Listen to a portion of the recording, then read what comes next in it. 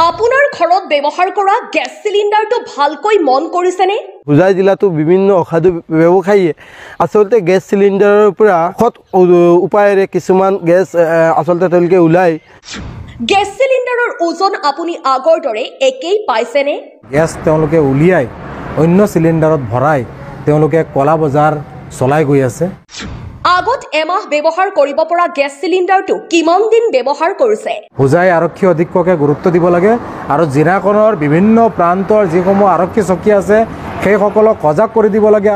বহুতৰে অভিযোগ মতে গ্যাস সিলিন্ডাৰৰ ওজন এতিয়া পৰিমাণতকৈ বহুত কম, যাৰ বাবে এমাহ ব্যৱহাৰ কৰিব পৰা গ্যাস সিলিন্ডাৰটো এতিয়া 15 পৰা 20 দিনহে ব্যৱহাৰ কৰিব পাৰি। আচলতে একাংশ লোকে এতিয়া চলাইছে গ্যাস সিলিন্ডাৰৰ ৰমৰমীয়া ব্যৱসায়, যাৰ বাবে গ্ৰাহকে প্ৰতিটো সিলিন্ডাৰত পৰিমাণতকৈ বহুত কম পৰিমাণৰ গ্যাস পোৱা বুলিও অভিযোগ উত্থাপন কৰিছে। কাৰণ এটি চক্ৰই এতিয়া কৌশলেৰে খালী কৰি পেলাই গ্ৰাহকক দিয়া গ্যাস সিলিন্ডাৰ। এফালে যদি মূল্য বৃদ্ধি হৈছে, আনফালে আকৌ দেখা গৈছে গ্যাস সিলিন্ডাৰৰ আতংক। এতিয়া প্ৰশ্ন হয়, গ্ৰাহকৰ লগত কোনে কৰিছে এই ভয়ংকৰ প্ৰতাৰণা? গ্ৰাহকৰ লগত এনেদৰে প্ৰতাৰণা কৰা চক্ৰটো কেতিয়া পৰিব আৰক্ষীৰ চকুত? দিনক দিনে বৃদ্ধি পাবলৈ ধৰিছে সিলিন্ডাৰ গ্যাস খালী কৰা এই চক্ৰটো। গতিকে গ্যাস এজেন্সিৰ পৰা লোৱা সময়তে আপুনি ওজন কৰি লওক গ্যাস সিলিন্ডাৰটো। যদি আপুনি পৰিমাণতকৈ কম পায় তেন্তে খবৰ দিয়ক স্থানীয় আৰক্ষীক, কিয়নো একাংশ এজেন্সিয়ে এতিয়া গায়েৰা মন্তব্য দি গ্ৰাহকক বিক্ৰী কৰিছে গ্যাস সিলিন্ডাৰ, যি অভিযোগ এতিয়াও প্ৰকাশ কৰিব পৰা নাই বহু গ্ৰাহকেও। কিছুদিন পূৰ্বে সামাজিক মাধ্যমতো দেখা গৈছিল এজন চালকে গ্যাস সিলিন্ডাৰ খালী কৰাৰ দৃশ্য। সেই দৃশ্য ভাইৰেল হৈ পৰিছিল সকলোৰে মোবাইলে। বাকী যিয়েই নহওক, যদি আপুনিও পৰিমাণতকৈ গ্যাস সিলিন্ডাৰ কম পাইছে তেন্তে ইয়াৰ দায়ী গ্যাস এজেন্সি। ইয়াৰ উত্তৰ গ্যাস এজেন্সিয়ে দিব লাগিব আপোনাকো। এনে ঘটনা হোৱাৰ লগে লগে আপুনিও ভয় নকৰি যোগাযোগ কৰক স্থানীয় আৰক্ষীক। তেতিয়াহে লাহে লাহে পোহৰলৈ আহিব গ্যাস চুৰ কৰা এটাৰ পিছত আনটো চক্ৰ। আৰক্ষী প্ৰশাসন আৰু চৰকাৰকো এইসমূহ অসাধু চক্ৰক নাকি লগাবলৈ দাবী জনাইছে একাংশ লোকে।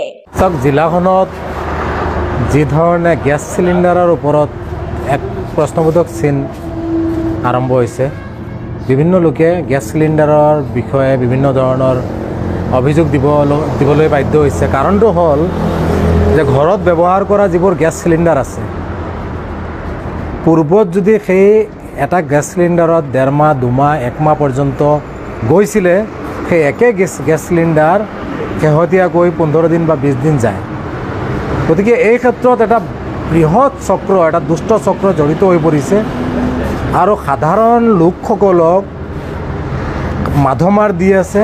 গ্যাস সিলিন্ডাৰ, নতুন গ্যাস সিলিন্ডাৰৰ পৰা গ্যাস তেওঁলোকে উলিয়াই অন্য সিলিন্ডাৰত ভৰাই তেওঁলোকে কলা বজাৰ চলাই গৈ আছে।